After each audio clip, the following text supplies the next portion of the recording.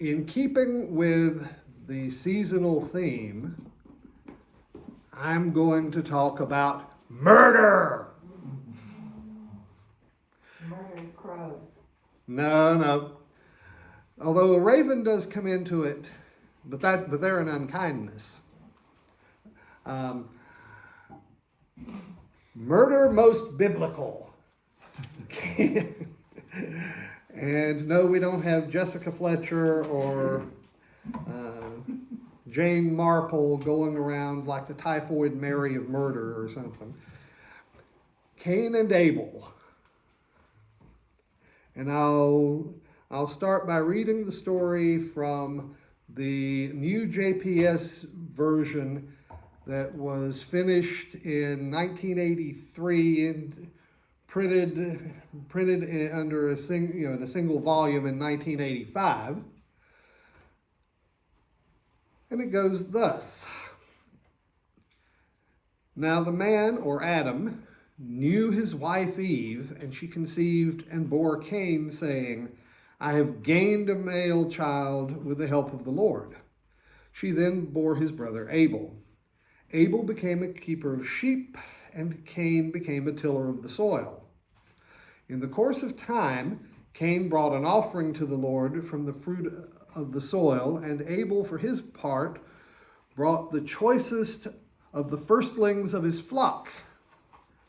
The Lord paid heed to Abel and his offering, but to Cain and his offering he paid no heed. Cain was much distressed, and his face fell, and the Lord said to Cain, Why are you distressed, and why is your face fallen? Surely if you do right, there is uplift. But if you do not do right, sin couches at the door. Its urges toward you, yet you can be its master. Cain said to his brother Abel, Come, let us go out into the field. And when they were in the field, Cain set upon his brother Abel and killed him. The Lord said to Cain, Where's your brother Abel? And he said, I do not know. Am I my brother's keeper? Then the Lord said, What have you done? Your brother's blood screams out at me from the ground. Therefore you shall be more cursed than the ground, which opened its mouth to receive your brother's blood from your hand. If you till the soil, it shall no longer yield to you its strength. You shall become a ceaseless wanderer on the earth.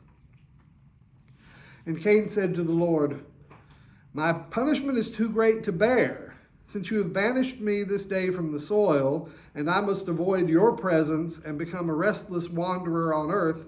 Anyone who meets me may kill me. But the Lord said to him, I promise, if anyone kills Cain, sevenfold vengeance shall be taken on him. And the Lord set a mark upon Cain, lest anyone who met him should kill him. And Cain left the presence of the Lord and settled in the land of Nod, east of Eden.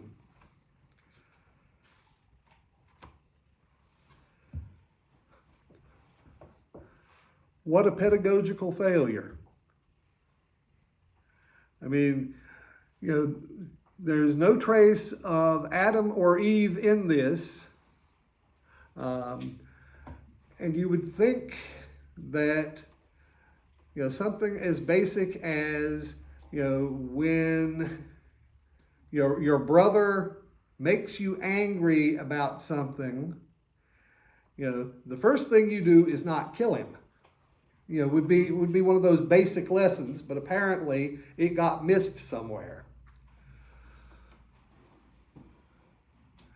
And there are some interesting perspectives on Cain. I mean, in Christian tradition, the Cain and Abel story is all about the murder. Cain is the first killer. Cain is also the first farmer, which may or may not be significant, because there are indications in other parts of Genesis that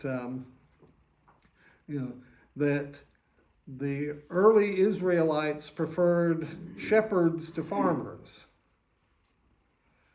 The wandering life of getting of herding to the settled life of the farmer and in cities. And in fact, in the part of the story I didn't read, Cain is regarded as the founder of cities.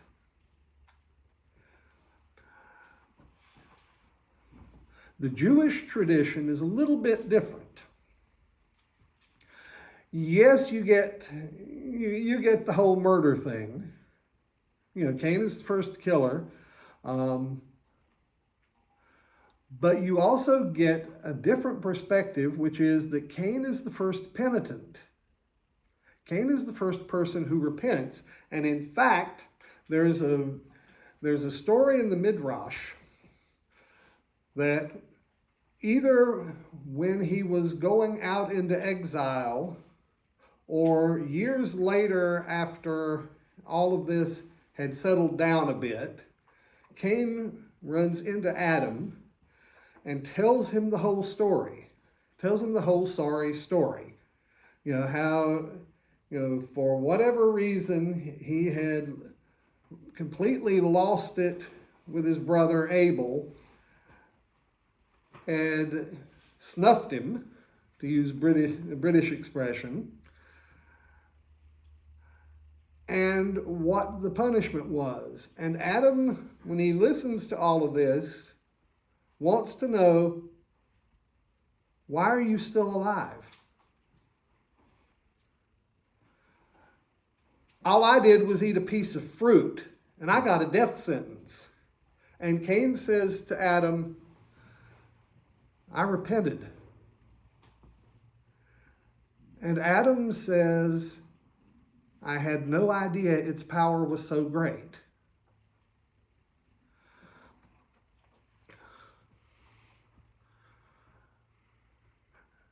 Now, there is some debate among among various portions of the Midrash whether Cain was actually sincere or totally sincere in his repentance. Elie Wiesel, the late Nobel laureate, of whom most of you have heard, said that you could read the question that Cain greets the Lord with as not as a question but as a statement. I didn't know I was supposed to be my brother's keeper. And there are other passages in the Midrash that bear that out, that Cain argues that he had no models to follow, and that his was an act of ignorance. And speaking of ignorance, we have no real idea, why God favored Abel's offering but not Cain's. It might be that somewhat hypothetical rivalry between farmers and herdsmen, or it might be that it might lie in the description that Abel gave from the choicest lambs of his flock, and Abel presented from the fruit of the soil. The ground had been cursed. Some offer that. It might just be that we don't know, and we're never going to know what was in the mind of the person who wrote down this version of the story.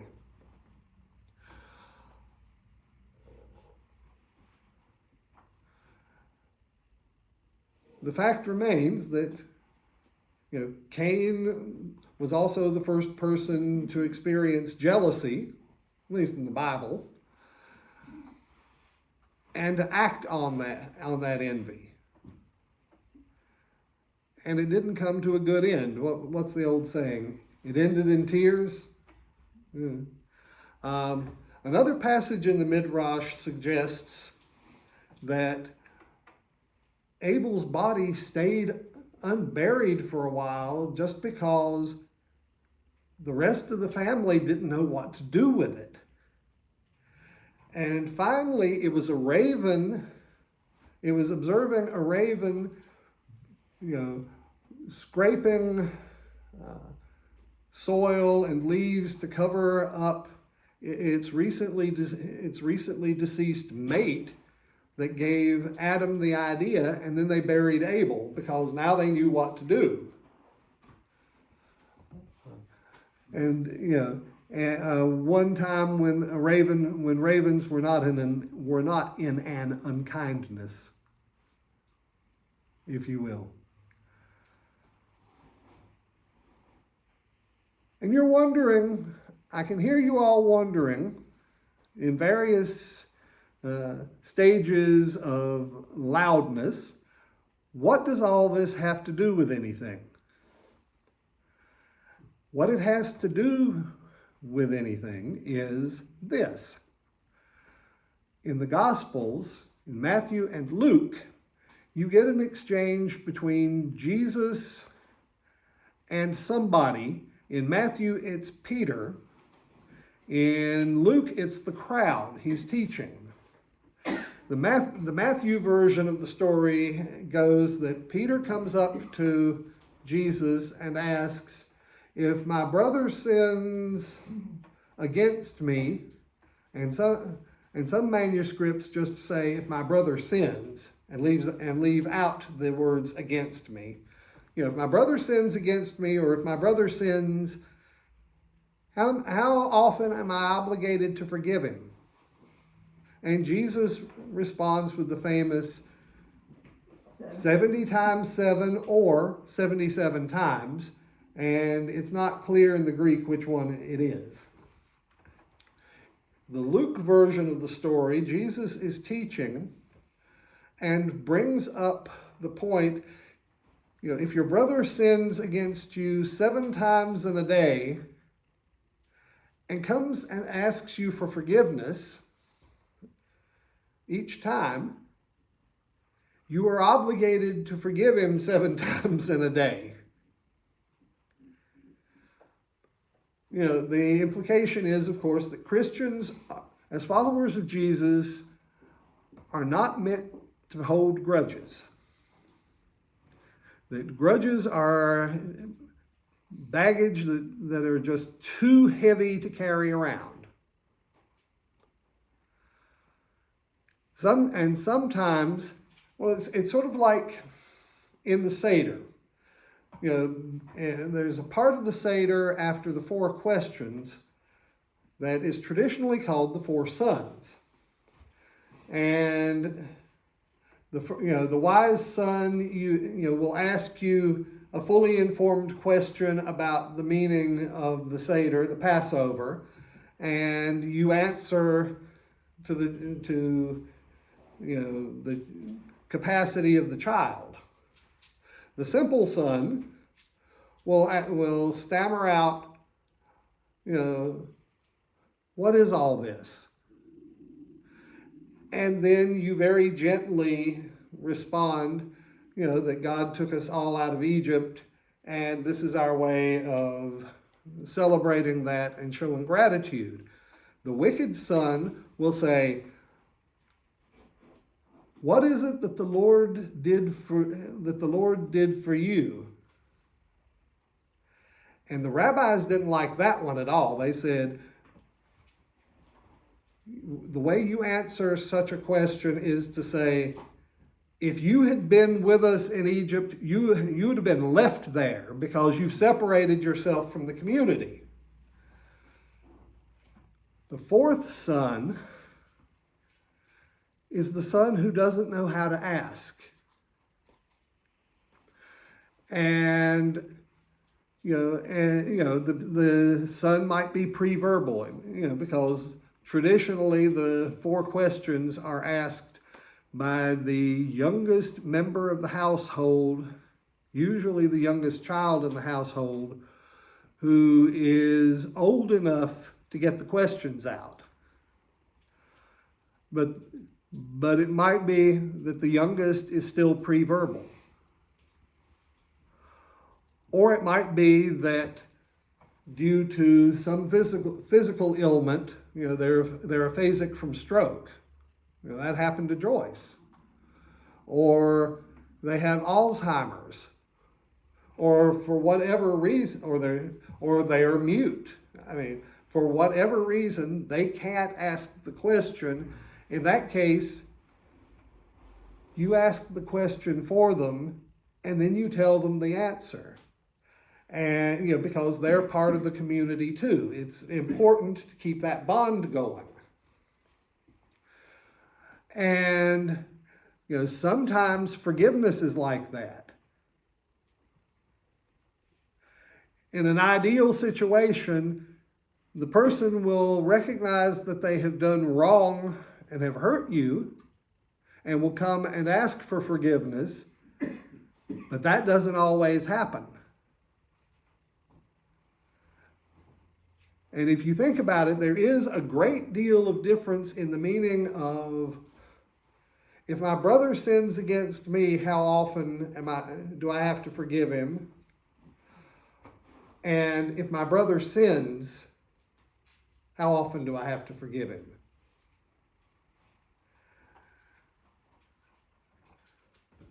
We'd like life to be neat and tidy, but sometimes it just isn't.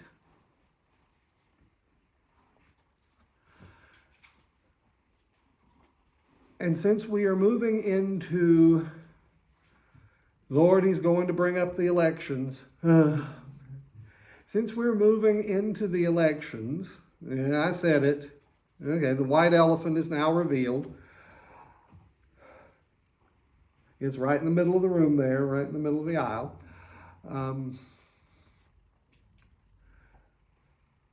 One of the questions that comes up every 2 years, regular as clockwork, is, all these people that want us to vote for them, they've all got something wrong with them. We've all got something wrong with us.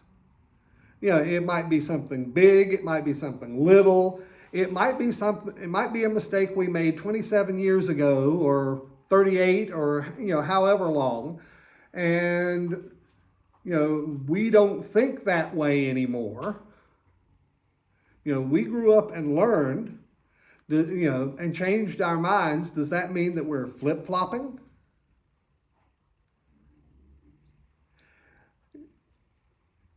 I mean, you have to balance that with the practical necessity of protecting other people, particularly children.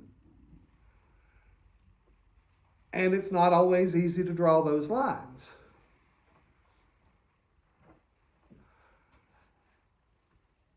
But if the first murderer can also be regarded as the first person to repent, maybe there is hope for all of us after all. And maybe, just maybe, it's our job to spread that hope in the world.